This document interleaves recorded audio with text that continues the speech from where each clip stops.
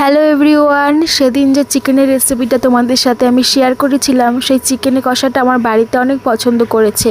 মা আর ভাই খেয়ে অনেক খুশি হয়েছে। তো মা বলেছে আজকেও সেভাবে চিকেন রান্না করতে। যখন আমি চিকেন রান্নাই করছি তো ভাবলাম তোমাদের সাথে আজকেও আমি শেয়ার করি। তো প্রথমে কড়াতে তেল দিয়ে তেলটা গরম করে আমি তাতে ফোড়নের জন্য দিয়ে দেবো 3-4টে শুকনো লঙ্কা এবং 4টে এলাচ চিড়ে। এলাচটা চিড়ে দিতে হবে। আর তারপর দিয়ে দেবো তেজপাতা, তারপর দিয়ে দেবো পেঁয়াজ কুচি। তো আজকে আমি টমেটো স্কিপ করেছি, আমি টমেটো দেবো না, তোমরা চাইলে দিতে পারো। তো আমি সামান্য নুন দিয়ে আমি ভেজে নেব। কয়েক মিনিট ভালো করে ভেজে নেবার পর আমি আলু দিয়ে দেব। আজকের আলুগুলো নতুন আলু, তো খেতে অনেক ভালো লাগবে। তো আমি এই আলু পেঁয়াজগুলো ভালো করে ভেজে নেব।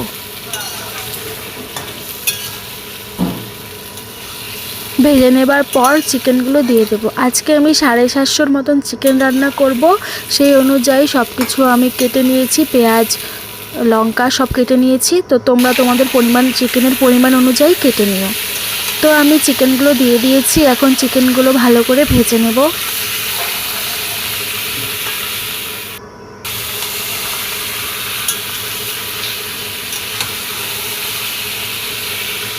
সত্যি সেদিন চিকেনটা খুব টেস্টি হয়েছিল। তো আজকেও আমি সেভাবেই করছি। তোমাদের আমি আবারও বলবো তোমরা অবশ্যই ট্রাই করো, খেতে সত্যি বলছি অসাধারণ হয়। তো আমি এবার পরিমাণ মতো নুন দিয়ে ভালো করে চিকেনটাকে ভেজে নেব। আর এরপর আমি গুঁড়ো মশলা দিয়ে দেব। গুঁড়ো মশলায় আছে ধনে গুঁড়ো, লঙ্কা গুঁড়ো, মিট মশলা, গরম মশলা। আর জিরের গুঁড়ো কিন্তু আমরা অ্যাড করব না, এই চিকেনে জিরের গুঁড়ো অ্যাড করতে হয় না। আর চিকেনে জিরের গুঁড়ো অ্যাড না করলেই বেশি টেস্টি লাগে। তো আমি জিরের গুঁড়ো অ্যাড করব না। ধনে গুঁড়ো আর সরি, আমি কিন্তু গোলমরিচের গুঁড়ো দিয়েছি, যেটা বলতে একদমই ভুলে গিয়েছিলাম। গোলমরিচের গুঁড়োটা আমি দিয়েছিলাম, সেটা বলতে ভুলে গিয়েছিলাম। যাই হোক, তারপরে দিয়ে দিলাম গোটা রসুন। রসুন কিন্তু থেতো বা পেস্ট কিছুই করা যাবে না, রসুন এভাবেই দিয়ে দিতে হবে কোয়া কোয়া করে। আর তোমরা যারা গোটা রসুন খেতে ভালোবাসো তারা গোটা রসুন দিয়ে দিবে। আর দিয়ে দিবে 4-5টে কাঁচা লঙ্কা। ওই তোমরা যেরকম ঝাল খেতে পারো ওই অনুযায়ী দেবে, যেহেতু লঙ্কার গুঁড়ো দিয়েছি। তো এখন সব কিছু ভালো করে আমি কষিয়ে নেব। রসুন আদা কোনো কিছুই পেস্ট করা যাবে না। আদা তো থেতো করে দেব, আর রসুন তো পেস্টই করব না।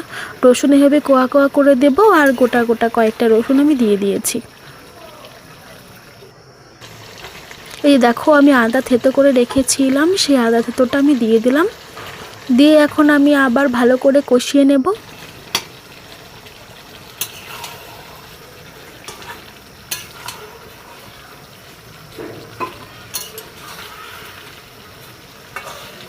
তো গোলমরিচের গুঁড়োটাই কিন্তু দিতে হবে মেন, সত্যি কথা যেটা, গোলমরিচের গুঁড়োটা অনেক টেস্ট বাড়িয়ে দেয় চিকেনের, সেটা আমি বুঝেছি। তো তোমরাও অ্যাড করবে গোলমরিচের গুঁড়ো। আর হলুদ গুঁড়ো তো দিয়েইছি। আসলে কি, এডিট করবার সময় আমি অনেক কিছু বলতে ভুলে যাই, পরে আমার মনে পড়ে যে আমি তো এটা বলিনি, তারপরে আবার আমি বলি। তো সেজন্য তোমাদের কাছে আমি ক্ষমা চেয়ে নিচ্ছি। আসলে আমার বলাতে অনেক ভুল ত্রুটি হয়ে থাকে, তাই তোমাদের কাছে আমি ক্ষমা চেয়ে নিচ্ছি। তো দেখো, আমার চিকেন কিন্তু কষে গেছে ভালোভাবে, তেল বেরিয়ে গেছে, সুন্দরভাবে কষে গেছে। দেখো সত্যি কালারটা কিন্তু চেঞ্জ হয়ে গেছে। এখন যে রসুনগুলো দিয়েছিলাম না, ওই রসুনগুলো নরম হয়ে গেছে। তো কিছু পরিমাণ রসুন আমি এভাবে থেতো করে দেবো, এভাবে থেতো করে দেবো, পেস্ট না করে। এভাবে যখন রসুনগুলো গলে যাবে, নরম হয়ে যাবে, তখন থেতো করে দেব।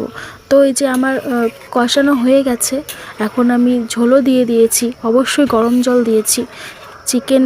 চিকেন বা মটন যেটাই হোক, কখনোই তোমরা এই ঠান্ডা জল অ্যাড করবে না, সবসময় গরম জলই অ্যাড করবে। তো দেখো, আমার জাল কিন্তু উঠে গেছে চিকেনের। নামানোর আগে কিছুই দেবো না, নামানোর আগে ওই সামান্য পরিমাণ ওই এলাচ থেতো করে দিয়ে দেবো, আর দিয়ে দেবো গরম মশলা।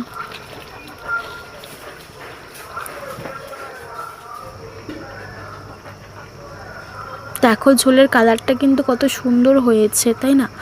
আর মাংস তো যেটাই হোক নামানোর আগে গরম মশলাটা দেয়। তো দেখো আমি কি বললাম, নামানোর আগে কিছুই দেবো না, এলাচ গুঁড়ো আর দিয়ে দেবো গরম মশলা।